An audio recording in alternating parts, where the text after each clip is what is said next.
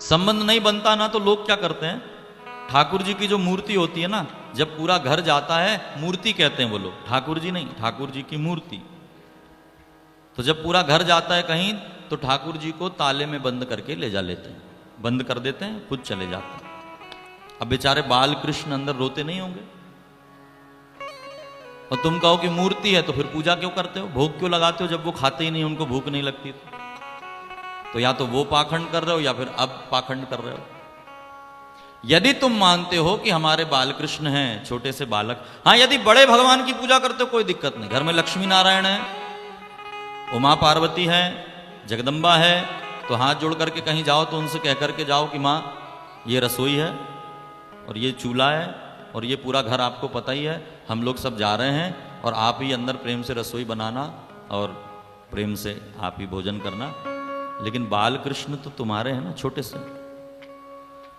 जैसे माँ बच्चे को बंद करके नहीं जाती, ऐसे जो बाल कृष्ण से प्रेम करते हैं वो जहां भी जाते हैं उनको लेकर जाते हैं। कैसे घर में छोड़ें?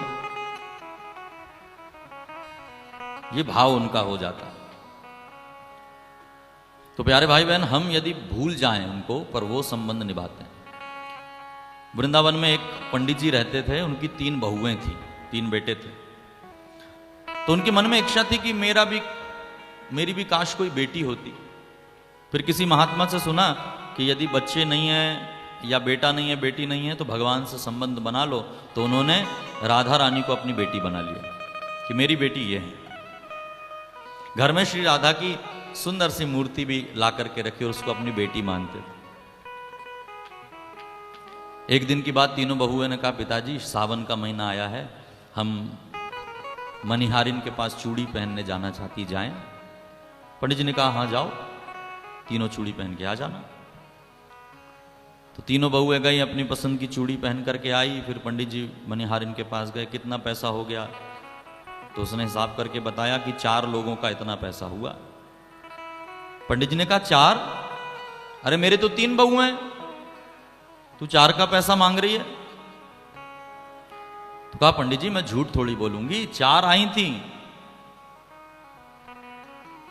तो पंडित जी घर आए, बहुओं से पूछा तुम्हारे साथ और कोई भी गई थी? कहा नहीं पिताजी, हम तो 3 ही गई थी। फिर मनिहारिन के पास गए कि तू मुझसे झूठ कहकर पैसा लेना चाह रही है, 1 रुपए तुझे नहीं दूंगा, ये 3 के पैसे पकड़। और पंडित जी रात में आकर के सो गए। उसी रात सपने में राधा रानी आई, क्यों पिताजी आप हमको भूल गए, हमको भी तो चूड़ी पहनना था। और आधी रात को उठ करके तुरंत जाकर के देखा श्री राधा रानी के हाथों में हरी हरी चूड़ियां।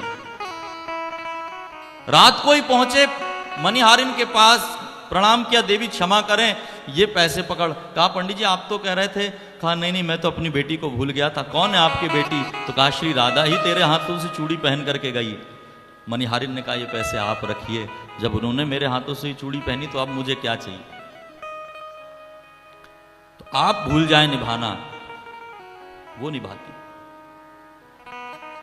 कलकत्ता में कितने उदाहरण दूं मैं, आप लोग इतने प्यार से सुन रहे हो, इतनी बातें याद आती जाती हैं,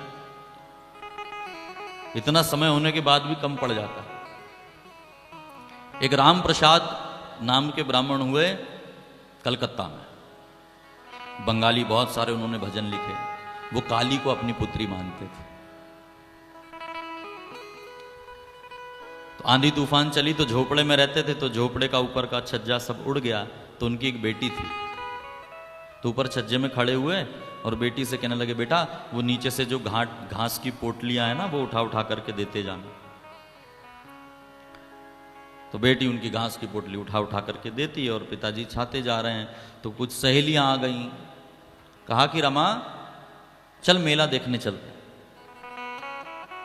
उसको लेकर के मेला देखने चले गए और यहाँ पिताजी बेटी वो घास देना, और यहाँ काली खुद वहां पर पहुंची और उठा उठा करके घास देने लगी। सुबह से लेकर शाम हो गई, पूरा घर जब बन गया, झोपड़ी बन गई, राम प्रसाद जी नीचे उतरे और अपनी पत्नी से कहते हैं आज तो मेरी बेटी ने कमाल कर दिया, पूरा बिल्कुल घर बनते तक मेरी सहायता में लगी रही।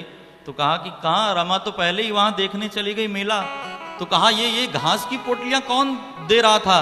और जाकर के काली मंदिर में देखा तो भगवती के शरीर में सारी घास लगी हुई।